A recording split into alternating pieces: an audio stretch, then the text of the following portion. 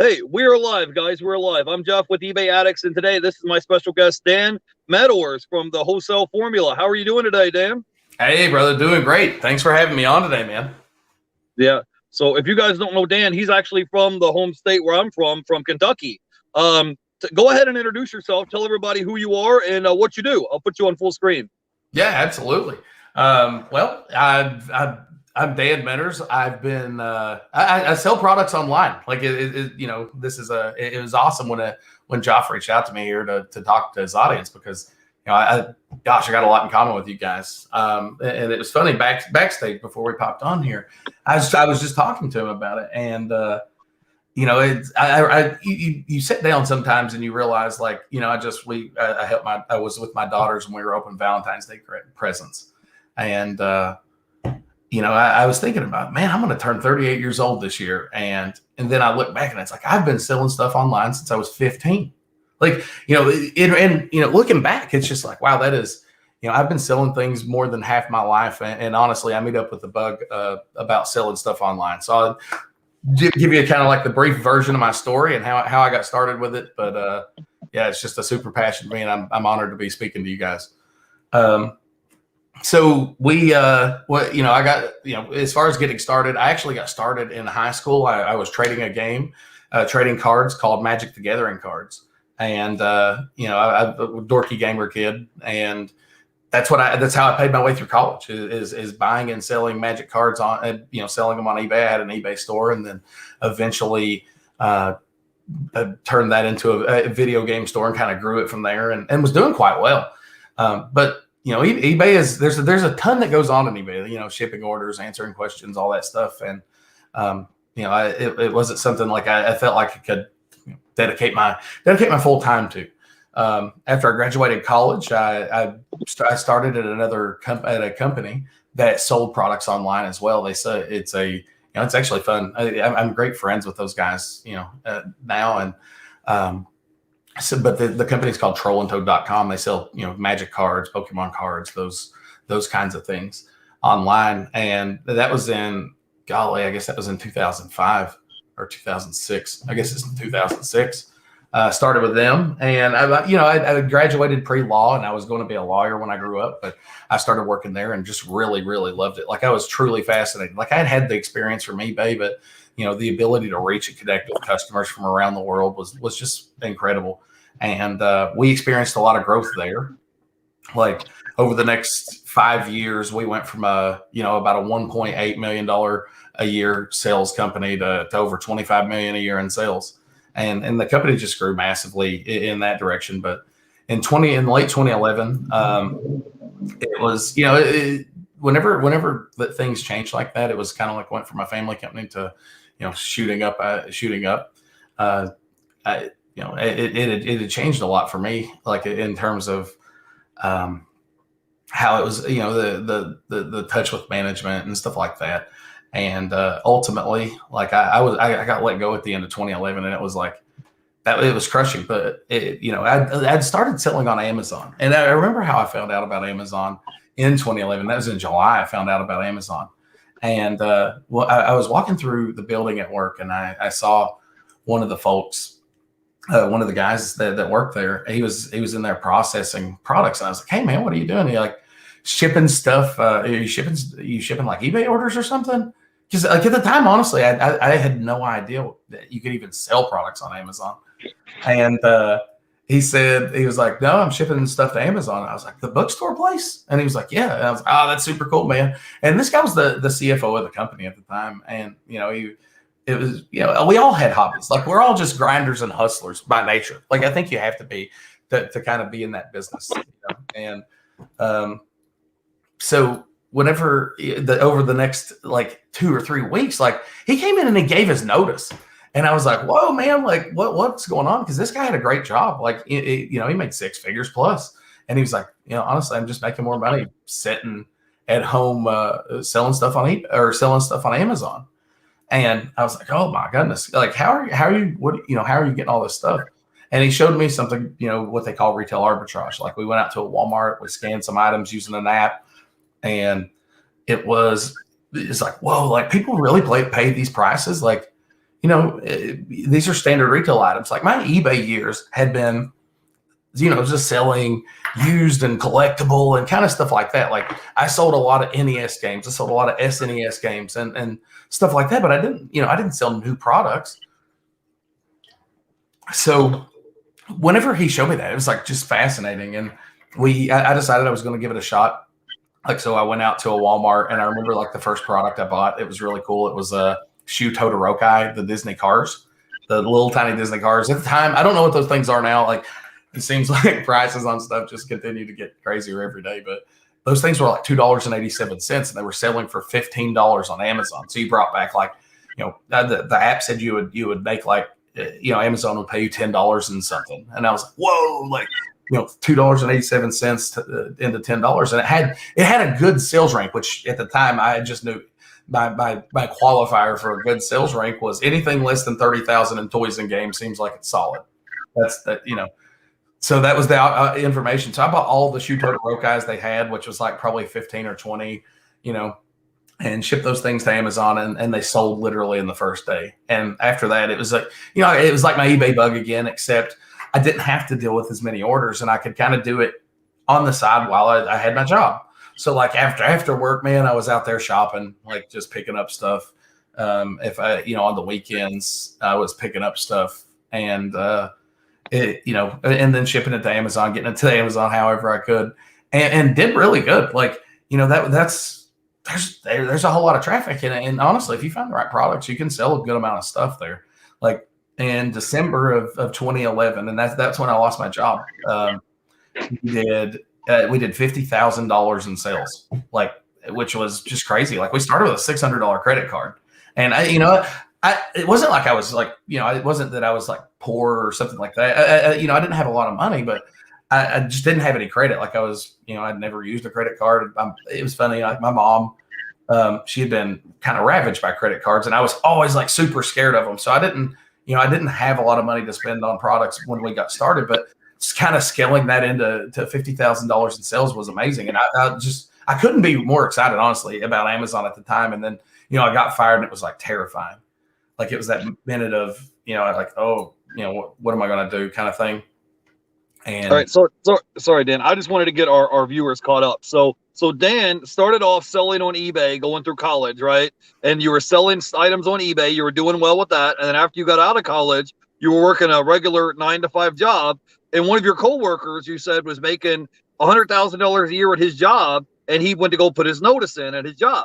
And then when he went to go put his notice in, you were like, no way. Like, we live in this small town out in the middle of nowhere, Kentucky, and you want to leave this 6-figure-a-year job to go sell items on Amazon. And you were like, dude, I don't know if he's joking around or is he moving out of state or whatever. And then that got your attention. You're like, well, maybe there's something to this Amazon thing, right? And then when you started selling products on Amazon, you were like doing retail arbitrage, like going to Walmart clearance and things like that. Is that correct? Oh, yeah. But mostly, when we first got started, it was much less clearance. Like, honestly, we were really one-dimensional. Like, I had a lot of experience with gaming. But so we were good naturally with toys. Like, I could identify short print toys and things like that. So, like, but all of our products that we carried were initially toys. And, that's when I got fired, like, that was the you have a choice, right? And I certainly wasn't making enough to pay my bills. Like I didn't have like the savings to sustain me for a really long period of time. But you really have a choice, and your back's against the wall. I'll be honest, like the job market that we have locally here at the time, like I didn't feel like I would be a very good fit in a lot of places, and so it was like. I thought about it, and I sat there and thought for hours before I even talked to my wife. And I was like, what do I want to do here? And it was, I decided I was going to just give everything, my whole, my heart and my soul to Amazon. Like as far as like doing my best to build a business, because I didn't want to go through that again. I didn't want to work somewhere else. I didn't want to be an employee, and so it was kind of just had to succeed kind of situation. So over the next year, like literally I probably worked 70, 80 hour weeks. Like I worked as much as I humanly could. Like if I could go, I would go, and I would go until I had spent all the money I had. And then I would go send those items into Amazon, and I would spend a day with my family, and I'd be out there doing it again.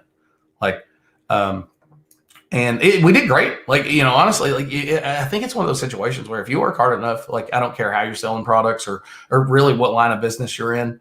If you're willing to just absolutely give it everything you got, most of the times you can make it work. And that was the situation for us. Like, it wasn't that we were great at it or particularly awesome. It was just, willing to work really, really hard. And we did about $850,000 our first year and on Amazon and full time.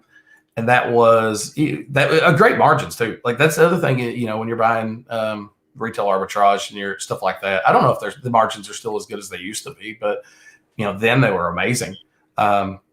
Like we probably profited over $200,000. So it wasn't like we weren't making money. We were doing great. The next year, kind of the same thing. And it's like, after you have that first big windfall, it's like we were exhausted, but super, super pumped. And it's like, man, let's hit $1 million in sales. Like, that'd be so exciting and cool. And that was like our real big goal for our second year.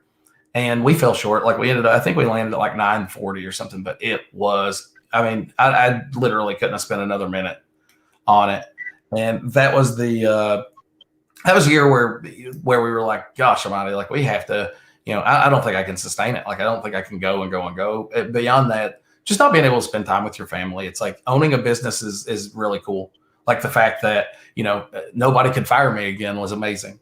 Like, there's certainly a solace in that. But whenever every minute you're working and you don't have time to have, spend time with your family, you don't have time to enjoy the fruits of your labor, it's rough.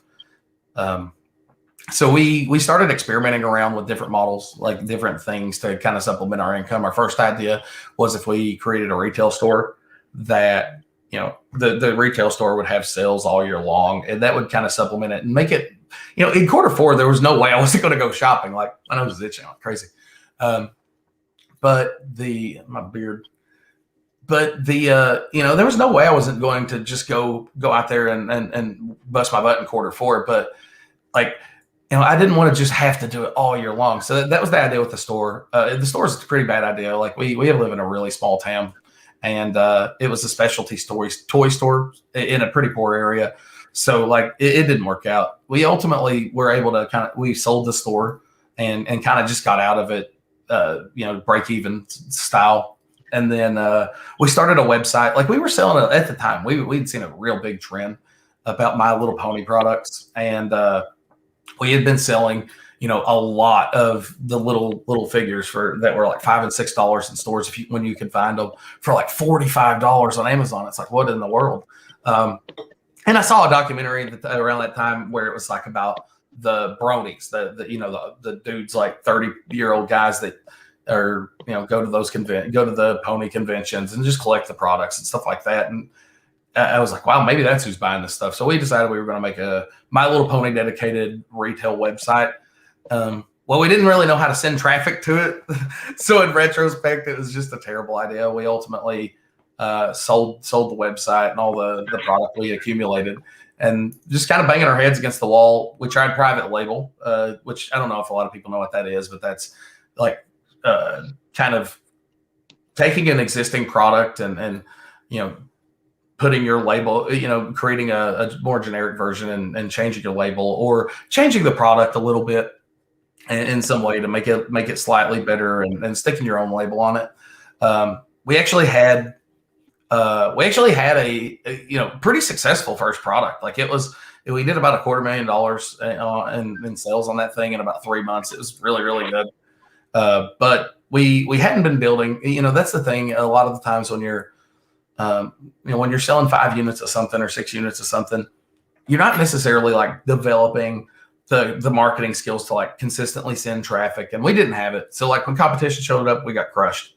And, the next couple products we tried failed. That's our next stop in our big failure journey was wholesale. And we started kind of the same way everybody else did. Like, we probably maybe you're smarter than we were, I don't know. But we Googled wholesale and looked for wholesalers and distributors and all that stuff. Like my assumption, honestly, was that that was the right way to do it, because there's no way like a brand would ever deal with me, right? Like we're a tiny little company. Like it was, me and my business partner at the time, and we had like a guy that helped us process stuff part-time.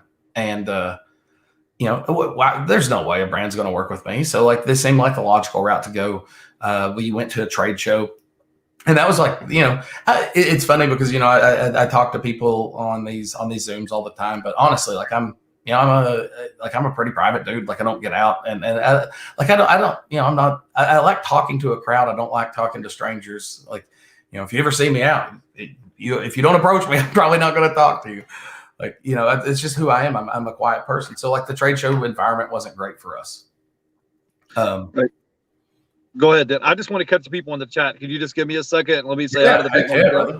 All right. So we got Sal is here. We got Twin Flippers. We got Pame is here in the chat. We have Save Here First is here hanging out with us. So guys, we're live with Dan from Wholesale Formula, and he's telling us all about how to sell on Amazon. Now, if someone has never sold on Amazon before, can you explain to them what the wholesaling is? Like if I've never sold on Amazon, I'm not too familiar with the platform. Most of my audience sells on eBay. So if I haven't sold on Amazon before, what are some things that you're looking for as being a wholesaler? You're basically you're looking for items that are already hot selling items on the Amazon platform. And then you're getting contracts with the distributors or with that company to be allowed to sell their products on that platform. Is that correct? Yeah. You want to expand a little bit on that? I didn't mean to interrupt you. I didn't want to leave people hanging in the chat. Go ahead. No, keep posting in the chat, guys. Thank you. Like, if you have questions, by all means, drop them in the chat, and I'm sure we'll touch on them in a bit. But yeah, we take a unique. Our model now is unique, relatively speaking, with wholesale. So what wholesale is it's working directly with another business. That could be a distributor or wholesaler, or directly with the brand themselves to buy product in wholesale quantities that you're going to sell via retail.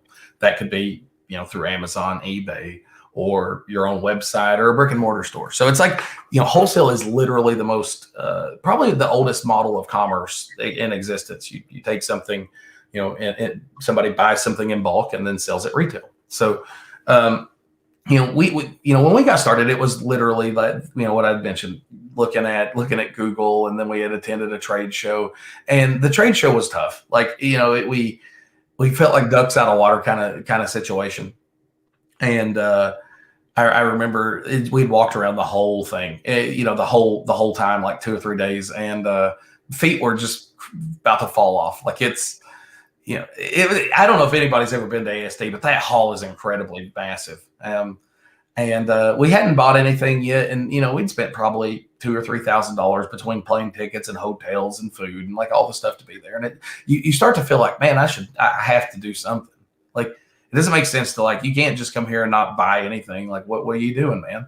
And so we kind of talked ourselves in, and it was, it's kind of serendipitous too. Like I scanned this product as I was walking by the booth, and it looked, and the price sticker was above it, and it looked great. I was like, yes, this is going to be it. So I talked to the guy, and he was like, yeah, this is a closeout. Just the product's not going to be available anymore.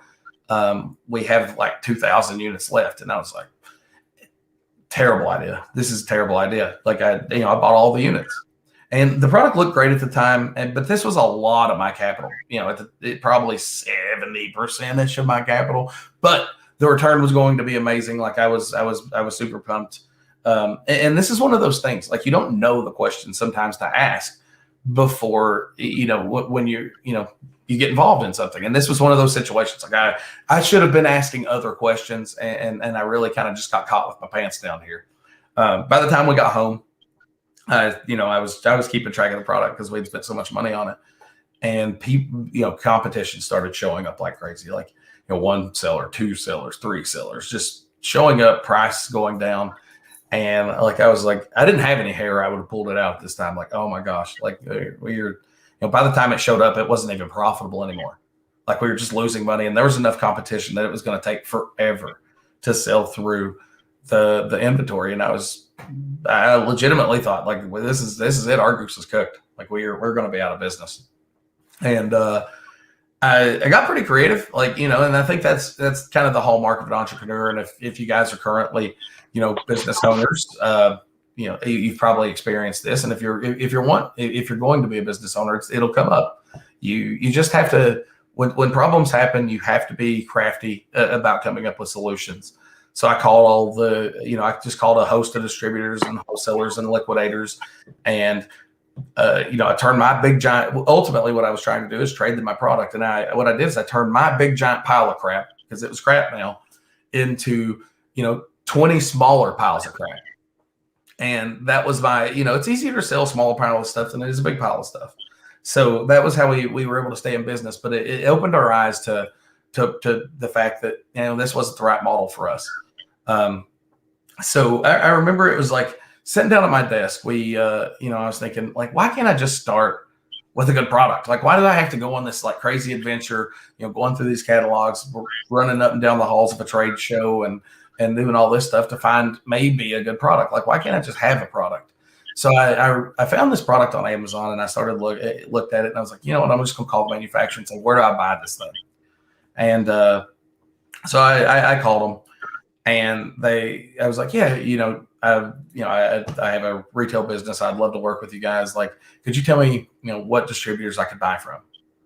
And they were like, I'm happy to refer you to a distributor, but we could just set you up an account direct and, sell to you. And I was like, oh gosh, like, it's almost like embarrassing if I can't afford the opening order here. And I was like, yeah, I'm not sure. I don't know if that'd be the right fit or not. Like, what's your guys' opening order? And it was $250. Like, throughout, like, I had always heard dealing with a brand or manufacturer, the owner of the brand would have minimum orders, $10,000, $20,000, $30,000. And those were way outside my budget, like just way beyond what we could afford. And, I literally had to pick my mouth up off the floor. And this was a profitable product. Like, it was profitable. So, that was our first real, what I would, we bought some stuff that one bad SKU from a distributor, and I had picked up a couple other things, but that was our real first wholesale product, because it's like, wow, this is the right way to go. The next few days wasn't as awesome. Like, it was crazy too, because like I had no idea. Like, I was like, wow, this is just going to be easy. I'm just going to find the products and call the brands, and I'll just have a whole bunch of wholesale accounts by the end of the week. Well, it didn't quite work out. I was able to find products, and I was able to find these products, but like every time I would call, like they would say, we're not working with any other Amazon sellers at this time, thanks. And it's like, what? Like, man, I'm trying to give these people money, but deep down, I knew kind of what the problem was, right? And it was like on Amazon, the way things work typically is, if let's say a product's selling 100 times a month, and it has 4 sellers, and they're all priced the same. Like, Amazon's very touchy when it comes to 2 primary factors, and that's price and how the product is being fulfilled. Like, Amazon's a big customer satisfaction company, so they want to make sure that their customers receive orders super fast. And so if you're using FBA and you have the lowest price, or you're tied for the lowest price, what happens is sales kind of rotates amongst those sellers. And it's not exactly equal, but it's really close for the most part. And so if you can be a competitive seller on a product, you will get sales of the product. And I knew that inherently. Like, I've been selling products on there for years, and I knew that me selling that product and being another seller on that product wouldn't inherently bring more sales. It just, that's another split of the sales that's happening. Like, instead of those 4 people on that, 100 sales per month, if I started selling it to, roughly it would be 5 people getting 20 sales per month. So, that was the problem. And that was why they were telling me they didn't need other Amazon sellers. Yeah. So Dan, when you contact these companies and say, hey, I want to sell your products, what competitive advantage do you give them? Because I think I heard you recently, and you were saying on a different show that you would find products that were maybe they were good selling products, but they weren't optimized. Their listing wasn't optimized on Amazon. So what value proposition do you add to this company to help them make more sales? Like why would they want to work with you instead of, Bill down the street who's also an Amazon seller? So what is it that you do to get your foot in the door when you're talking to this company on the phone and they're like, nah, we're good. We don't need any Amazon sellers. We're good. Thank you. Bye. Like, what do you do to get your foot in the door and say, wait, hear me out? Like, what do you tell them, Dan, to kind of, work a deal with these people? Right. Grease the proverbial wheels, so to speak. I think I could best, I think I could best tell it with a story. Like, those days where I was just calling them, it was frustrating. And, the first few times, like, it was just like, all right, thanks, man. Call the next person. Hey, I'm Dan. Like, I'd love to carry your products. No, thanks. And it's just like, and I remember there was this one product and it was a supplement product. And I actually used the product. I'd researched it a ton. Like, honestly, I knew a lot about the ingredients, and they had the best product, the best version of that product on the market. And outside of Amazon, they were selling incredibly well. And on Amazon, they were still selling well, but they weren't the best in their category. So I'd sent them an email, and it was, asking to open up a wholesale account. And I got the standard response of, hey man, thanks for reaching out. I'm not looking for any other Amazon sellers at this time.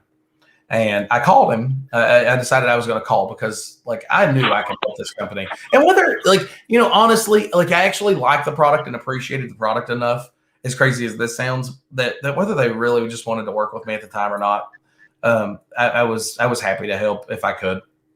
And, so I decided to call, and it was, the guy answered the phone, and I was like, hey, can I speak to Bob?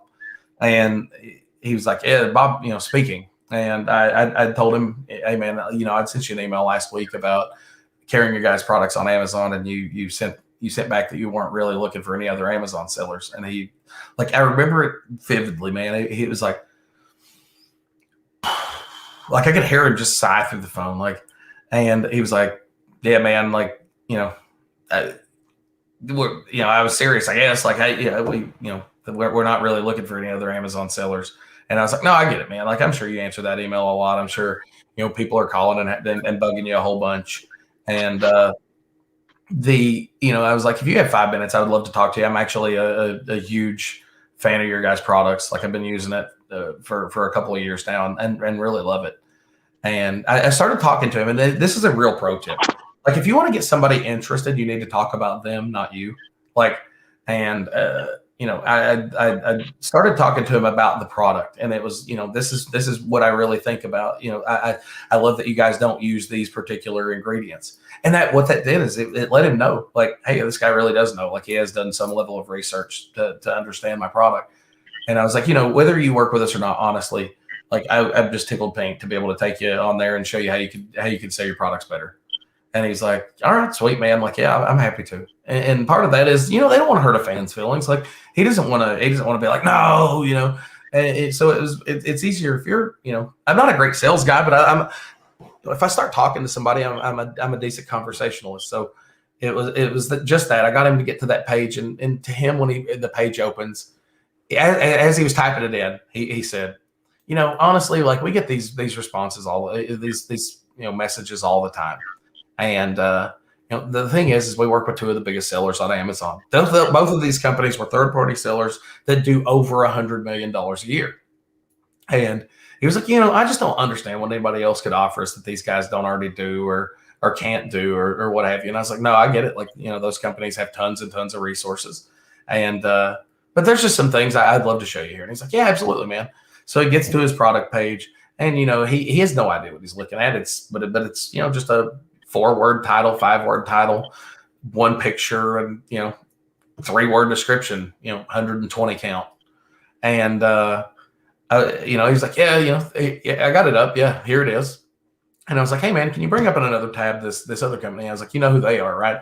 And he was like, yeah, it's one of our biggest competitors. So I was like, so while they're coming up, man, how do you do against those guys outside of Amazon? And he's like, oh, we crush them, but definitely biggest in our market. And I was like, great. So he brings it up, and the first thing I knew when it loaded, I didn't have to ask. He said, wow. And what was the difference? It was this product had a nice big title, like with lots of rich keywords. It had full pictures. The bullet points were filled out and beautiful, and it was just packed with information, like things that make a customer want to buy. And I was like, I heard you, man. So you see the difference? And he was like, absolutely. And I was like, let me tell you, like, the real catch. Like, this company outsells you 2-to-1 on Amazon. Like, and he was like, yeah, I get it. And I was like, so you'd ask me, what can I offer you that those $100 million companies can't? And he's, the answer is nothing. Like, those guys can update your listing. They know how to do all this stuff. But the difference is, you're just an account. Like, you're just another one of 500, one of 700 people that they deal with. Like, I have one other account that I work with, and to me, you're my biggest and most important people that I want to deal with. I couldn't imagine not wanting to help you guys. Like, the point is, if you take the time and you work with me, you never have to wonder if this stuff's getting done again. Like, it's the most important task I have. And that guy was like, he thought for a second, he was like, man, I would love to work with you. And that was where I realized it. Like, with in a lot of instances, whenever you're first getting into a business, think about, you guys, like, maybe you don't have a huge budget. And I didn't have a big budget to get in there and just muscle people all around. Like, I couldn't place the biggest order in the room and get the best discounts that way. But there was something I could do. And it was, I could look at, I could look at a listing and I could tell you, fundamentally, if they didn't have enough pictures or if it wasn't using some keywords that made sense. And I could do those things for a company. And, that's how we do it. Like, how do we grease the wheels? And I look for ugly products. I look for products that sell despite not being the best listing, despite not being the, having the right, great pictures and stuff like that, because I know that those companies need my help. Like, despite the fact that they're already selling well, they can generally sell better. Like, that's the thing to note about Amazon. They have so much traffic that if you can position a product correctly, if you make a product beautiful and easy to understand, like, it's going to sell.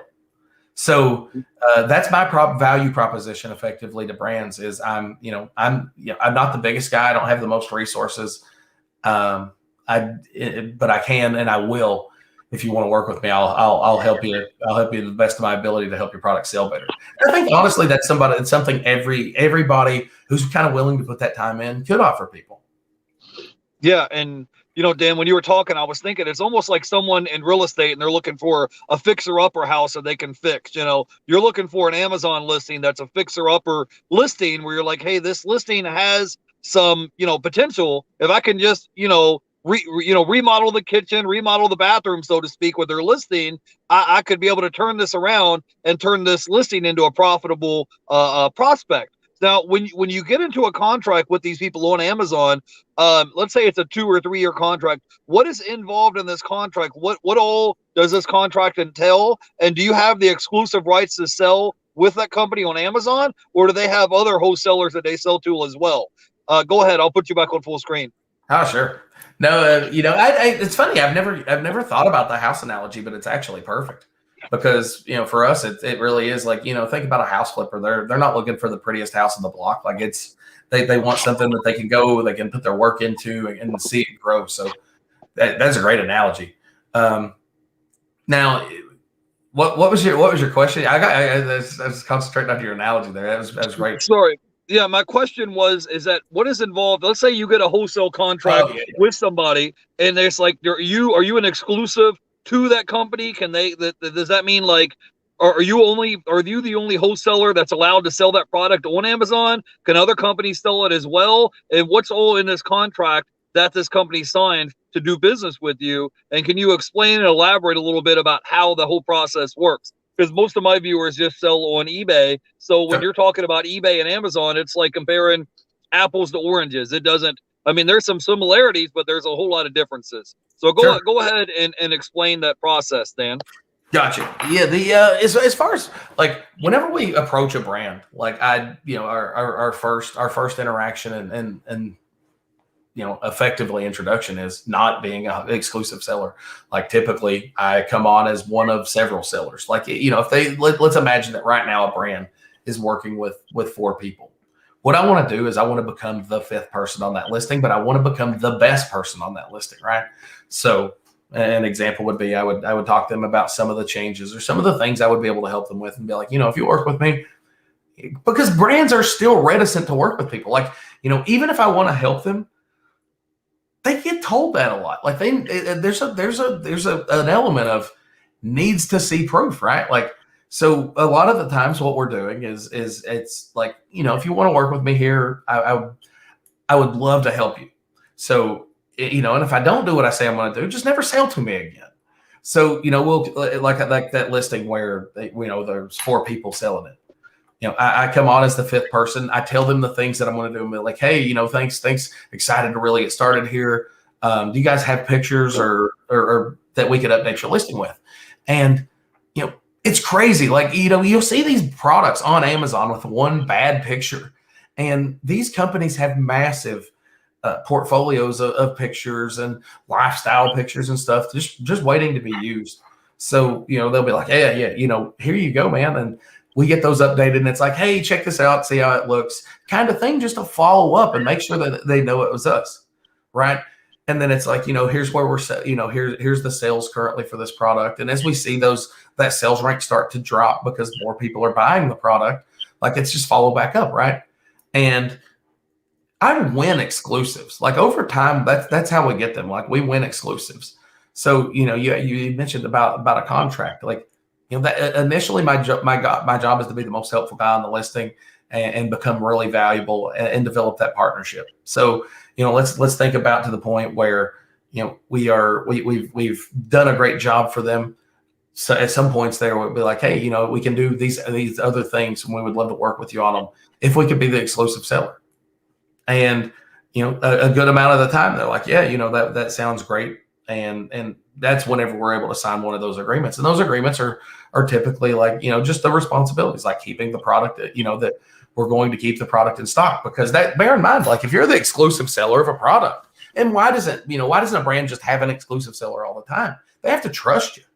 Like, if you sell out of the product, if I sell out of the product on Amazon and it's not available, then there's the people in that channel can't buy it, and they're going to go to the competition. So it's, there's a big element of trust. And then, what if I messed up their listings or didn't do something like that? So by the time we get them to trust us, like, it's just ironing out the details that we've already been doing, making sure to continue with optimizing the listing and stuff like that, just keeping them ahead and being a great partner. Yeah, Dan, when you were talking about optimizing listings, it kind of reminded me, in the years past, I've actually worked for companies in Florida where I've lived at, and they hired me to be an eBay lister. And that was kind of my job, is I would take photos and I would optimize their listings, and I would put lifestyle photos on the listing like you were talking about. So, like, let's say it's a pair of shoes, or if it was a dress, you would have photos of a model or someone wearing that dress or wearing those pair of shoes so people can see what it will look like in the real world. So it's kind of similar to that. That's what came to my mind, because I've actually worked for companies in the past, whether they had contracts and they were like, hey, we need to get all this merchandise listed. Can you help optimize our listings? Because they're like, we're not an expert in eBay. We're good on these products, but we're not so good on selling them on online platforms. So what you're doing is similar to what I was doing, was optimizing listings for people on eBay. And you were doing the same thing, where optimizing their listings on Amazon. So you were taking your years of skills and abilities of selling online and saying, hey,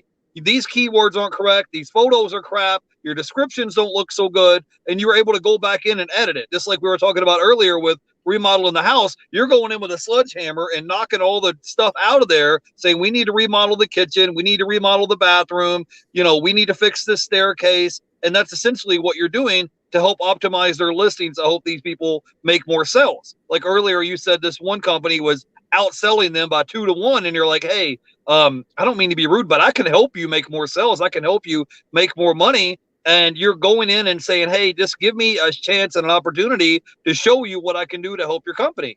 And then once you got your foot in the door, you kind of worked your way up from there. I just wanted to say hi to a few people in the chat. We got Joey Bada Bing. He says, it looks, Dan looks cool, but does Dan only do Amazon? And we got Lone Star Picker in the house. We got Urban. Foss Kicker, or I don't know if I pronounced your name correctly. Lester Jones is here, and Twin Flippers, and Save Here First is in the chat. So go ahead, Dan. Do you want to answer this question? He says, do you guys only sell on Amazon at the moment? No. So, whenever touching on what you said there, it's the same it's exactly the same concept. If you optimize a listing on eBay, you make better pictures, people are going to buy it more. Same concept, except on Amazon, it's a lot, it's a lot more keyword related too. Like their algorithm finds keywords. So if you get the right keywords into listings that make sense and put the product in front of the right customers, like it just makes a world of difference. So the question was, do we only sell on Amazon? Right. No. I mean, we actually sell a pretty decent amount of stuff on eBay at this point, but it's, everything is started on Amazon. So what I mean by that is I don't list individual items on eBay. Like we use a software that ports our inventory over to eBay and, automates that process. Like if we get an eBay order, it comes and it places an order from our Amazon inventory and ships it to the customer. So, my hands-on stuff with eBay, despite selling a decent amount of stuff, like it's not, I'm not as familiar with it as certainly as Amazon. Okay, Dan, I have a question now. If someone wanted to get started doing this wholesale game, how much money would they need to get started? I mean, would they need, because when I talk to people and they're like, oh, dude, bro, if you're going to get started on Amazon, you need $1,000, you need $5,000, you need $2,000 set aside just to get started. If I got started calling some of these companies to work wholesale direct with them, how much startup capital do I need just to get the ball rolling and get started as selling on Amazon? Sure. Whenever I answer this question, you have to. I think everybody has to keep in mind, right? Like, there's a level of variance based on what your goals are, right? Like, with we like to tell people that a great budget to start Amazon wholesale with is about $2,000, but that's not like you're going to be able to start tomorrow and have a full-time income with a starting budget of $2,000. Like, what does that do? And what we found is that most minimum orders tend to be between $250 and $500. And what I mean by that is, like, if I call a brand and I say, hey, I want to be, I would love to sell your product, and I convince them that to work with me, the least amount of product that they're going to let me order is about $250 or $500. But with a starting budget of $2,000, that gives you quite a bit of flexibility, right? Like, I could theoretically work with multiple suppliers. And I believe diversity, like, I believe diversifying your products is a good thing. Like, I don't believe in carrying massive amounts of products. Like, we are very, very cash flow focused. So with that $2,000 you may be able to order from multiple people. And in a lot of instances, a lot of brands offer what they call volume discounts. So if, like, I order, they'll be like, hey, our minimum order is $250, but if you order $750, you get free shipping and 10% off your order, because they want to encourage that increase in volume. So that with that budget, it gives you enough flexibility where you're starting to place, you're able to place those orders and potentially leverage discounts if they're available. Okay, Dan, I have a couple more questions for you. Now, let's say I start buying items in wholesale prices, and I'm selling them retail prices on Amazon. What is usually the spread or the margin from what you pay for the products and what you sell them on Amazon? And then whenever you sell the items on Amazon still gets their cut of the pick and pack fees, shipping fees, storage cost fees. So can you elaborate, like, what's your average profit margin when you sell an item? Is it 10%, 20, 30%? I'm just asking because I haven't sold wholesale on Amazon. So if you can elaborate to me and the viewers and tell us what kind of profit margins we're looking at, I would appreciate it. No, I think that's one of the biggest questions, right? Is like, whenever you sell a bunch of stuff on these sites, like, how much do you actually make? Particularly Amazon. But whenever so there's like the answer here is I think margin varies depending on what your goals are. Like, some people are going to have lower margins because maybe they have more capital and they're trying to deploy more of it. So they're going to they're going to take lower margin products to be able to spend more of their money and just make more every month. But if you're tied on capital or what have you, margin's very important. Like, you don't want to be grinding out pennies effectively with almost no money. So, typically, I can't speak for everybody's business, but like typically when we estimate a product, the products that we're looking for products with a minimum 15% margin. Now, whenever we're running math for a product, that's what we're assuming. Now, it's important to say that lots of wholesale businesses, including ours, has better than a 15% margin. Like typically we function, over the past, we've been doing wholesale for 7 years. And over the past 7 years, like our margin typically fluctuates between 17 and 20%. So, that's the margin we actually get. Now, you had asked what is the spread between the product and the sales price on Amazon? Typically, if you see a product selling for retail, like its actual retail price, the standard spread is what they call keystone pricing, and that's 50%. So in most cases, I'm paying 50% of the price, and then trying to leverage free shipping or whatever, and then the Amazon takes out their fees, and it lands somewhere, if we're carrying the right products, at around 15 to 20%. A pretty standardized margin for wholesale. Right. So basically, if you sold an item for $100, you might net $15 after it's all said and done, is what you're saying. Is that correct? Yeah. Right. So now, Dan, this is another, that would be my profit. Correct. Yeah. Right, that's what I meant. I meant net, not gross. That's net. That's after you pay for your cost of goods, you subtract your Amazon fees. That's what you actually bring home, somewhere between 15 to 20 bucks out of every 100. Now, I got a question, because you guys used to have a warehouse. Is that correct? But you don't anymore? If someone is like, man, everything that Dan's telling me sounds good, but I don't have, a 10,000 square foot warehouse. Do you need a big warehouse to get started when selling wholesale on Amazon? Or can you elaborate a little bit on that? Like, what all things do you need to get started in this business? Sure. I'll come to that. I want to touch a little bit on margin too. Like, I think, margin's one of those things that's misconceived. Like at 15 to 20%, a lot of people are like, my margin's way bigger in eBay or retail arbitrage. And that was the way I was. Like it was hard for me to think about dropping my margins to that level. But where you really catch up when you're selling products like this is it's the speed that you recoup your money. Like, how fast I'm turning my money over. So an example is, let's look at a product that has a margin of 100%. And let's say that, you sell it one time per month on average. Now, let's say I was able to sell that same product for a 30% margin, but I sell it 5 times a month. Who's going to make more money? And it's me, right? Like, I get to recoup my investment, reinvest, do the same thing, and flip it 5 times. So there's that balance. And I think, whenever you understand that balance and can kind of harness it, you can really create that snowball in your business. Now, in terms of warehouse, it was interesting. Like, there are these things that exist now called prep centers, or they call them prep centers. And what they do is they receive your products and will prepare them for shipment to Amazon. When I got started with Amazon, those things didn't exist, and have kind of like grown with the times and appeared. So I originally, I had a warehouse and I was processing tons and tons of products out of there. But it's definitely not what I wanted, man. Like, it's running a warehouse is tough. Like it's a tough job. It's tough to find great people. And that's true, I think, for everything, but it's tough to find great people. And it's just, it is tough. And wasn't an area of expertise. So in 2018, we transferred our operation to be fully handled by prep centers or ship direct. And at this point, 70% of the products that we order from suppliers are shipped from the supplier straight to Amazon, and we never see them or touch them.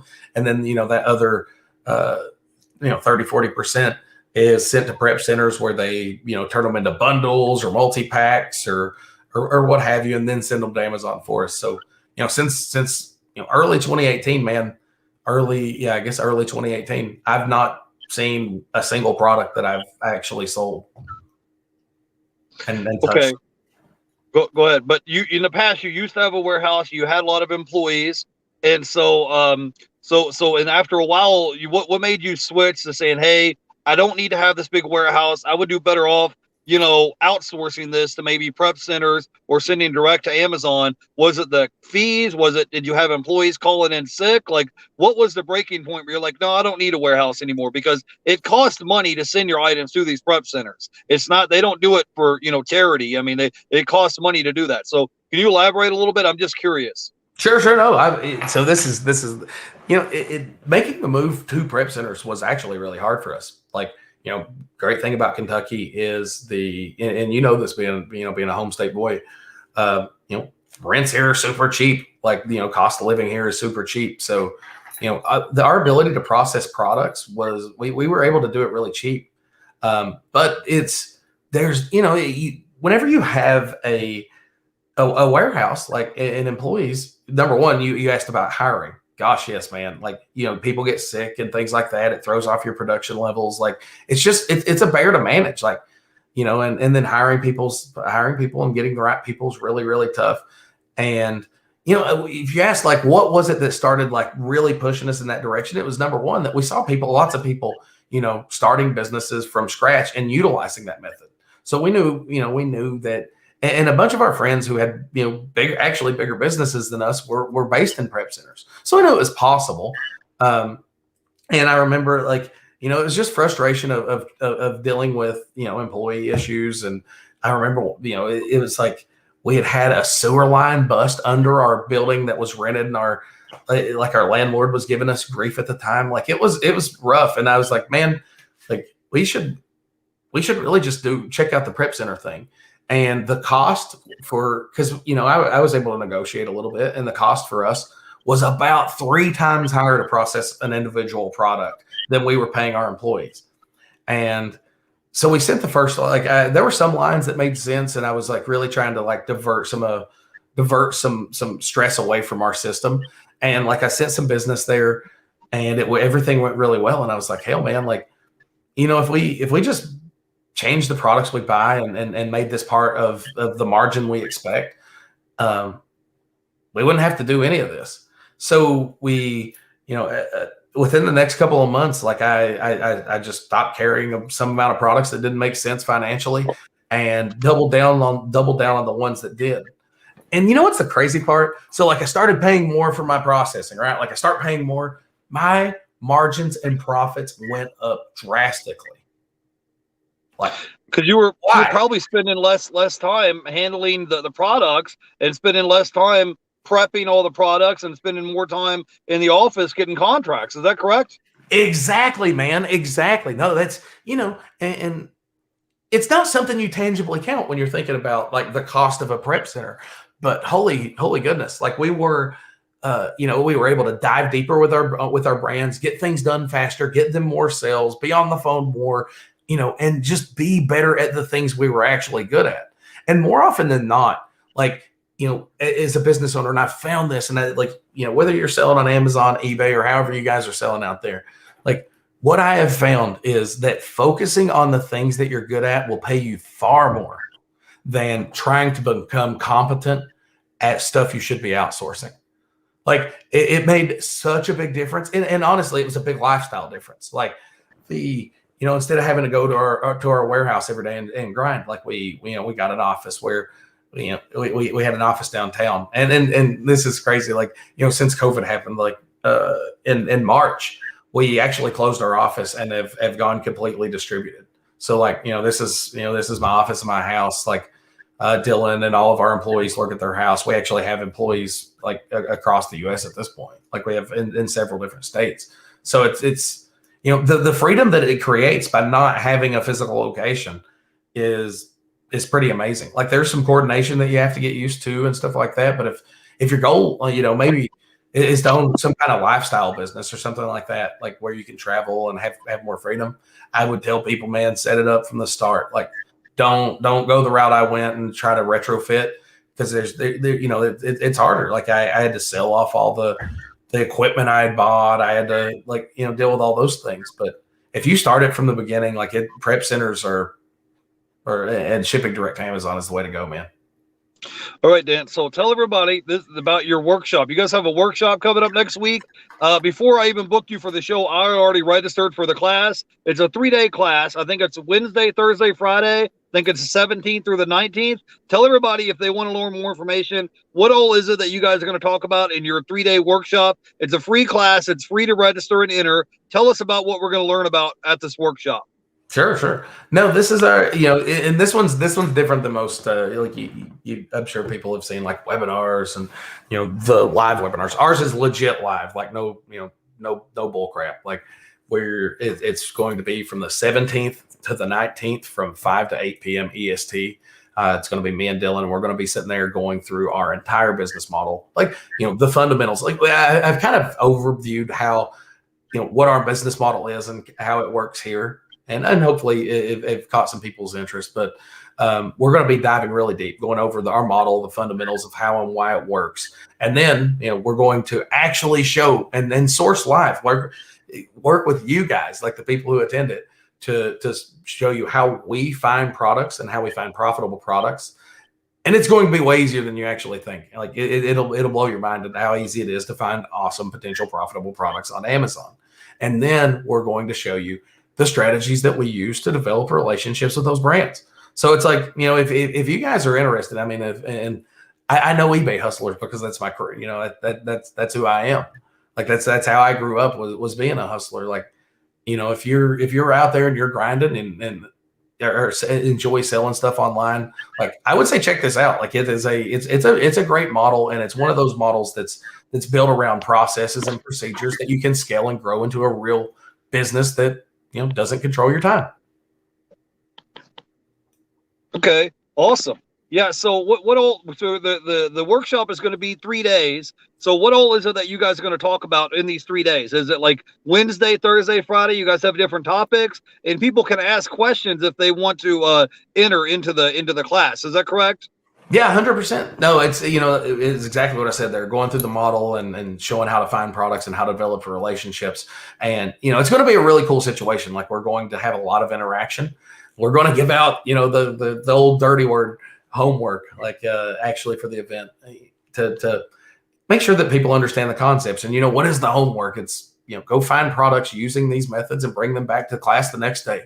And we're going to walk through how you analyze those products. And then ultimately how you get the accounts. Like, so it should be, if somebody comes to this, to this workshop with a great attitude and ready to take notes and do work, like it's going to be one of those situations where you could, on the other side of it, you could legitimately have the beginnings of a wholesale business.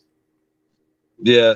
All right. Well, Dan, that's awesome, man. So we've had you on the stream. We usually do a show for about an hour. So I wanted to let everybody know the link for Dan's workshop is in the description down below. Click on that link and you can register. I think you just put your name and your information in and boom, you're registered for the free workshop. And then it's like 3-day class that you can attend from 5 to 8, Wednesday, Thursday, Friday next week.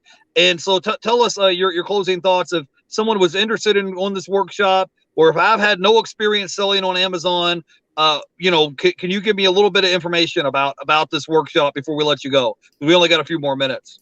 Sure. No, I mean, that's it for, if you've never sold on Amazon, if you've never sold online, like this workshop will be, we'll give you the steps to get started. If you're selling online and you want to grow your business, like that's what our model was developed from guys who literally had no business. And that's what we're going to be walking through, like those fundamental steps of literally how to find the products you would want to sell, and then how to get those products. So, yeah, if you're new, I would say this is can't miss. Or if you've been selling for years and not doing wholesale or doing it a different way, like honestly, it's going to be one of those can't miss events where it could be the difference in how you do your business for the next year. Because I remember when I'm just saying it, man, like. Once I had that experience of finding a vendor where I was able to show them how I was going to be able to help them and win that account, like it will change you, because like you see that if I just go try to help people, like they will want to work with me, even though I'm not the biggest or best option out there. So it's it's one of those things that kind of grows. It can grow and scale really quick. I'm excited, man. I'm excited to be going through it with a lot of people. Yeah, like I said, guys, I've already registered for the course last week. I'm not even on Amazon at the moment, selling on Amazon, but it's important to get information and learn because down the road in the future, it may be valuable information that'll help you in the future because Amazon's not going anywhere. They're going to be here in 10, 15, 20 years from now. They're still going to be around. So, yeah, the link is in the description down below. I'm also going to drop it in the comments section below as well. I just wanted to say hi to a few people in the chat. I wanted to say hi to Jen's Closet. Joey Bada Bing, the flipping sports guy is here hanging out with us, and Lone Star Picker. So if you guys want to come by and hang out and join us, we'll be there on Wednesday, Thursday, Friday next week. Link is down in the description. It's free. You don't. We're not. It's no barrier to entry. You'd lose nothing by going to the class. It's free to enter, and we'll see you guys there on Wednesday at 5:00. Is that correct? Yes, sir. All right, awesome. We'll see you guys there. I want to thank everybody in the chat for joining us today, and I want to thank our guest, Dan, joining us all the way from Kentucky. So I'll see you guys at the workshop. You guys have a great weekend. Bye, guys.